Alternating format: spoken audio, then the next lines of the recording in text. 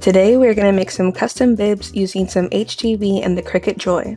So first we're going to go into Design Space and hit upload in our new document. And I'm going to go to view all so I can find the artwork that I've already uploaded. And I have these 3 designs. I'm going to hold shift and click all of them so that I can insert all 3 of them into the one document at the same time. So now you can see we have all 3 designs in there and they are all separate, and you can move them around and do whatever you need to do with them, change the size and whatnot.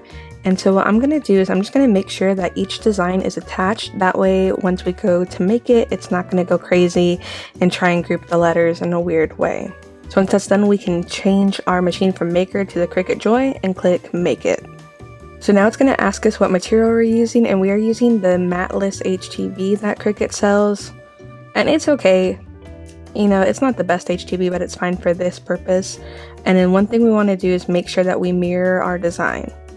Then once you click OK, then it will connect to the Cricut Joy with Bluetooth, and then we can choose our material. So we chose the Smart Iron-On, and then it was ready to load the material into the Joy and cut it out. Now the one thing I do like about the Cricut Joy, you don't have to use a mat to cut the vinyl out.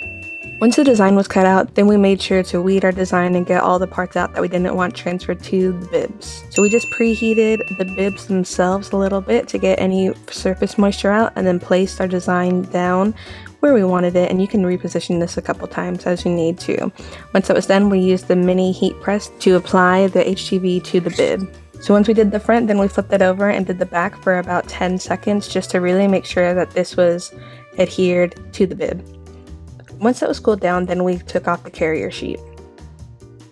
These bibs came out looking super cute, and I'm so excited that Maverick can have a bunch of different bibs with different designs.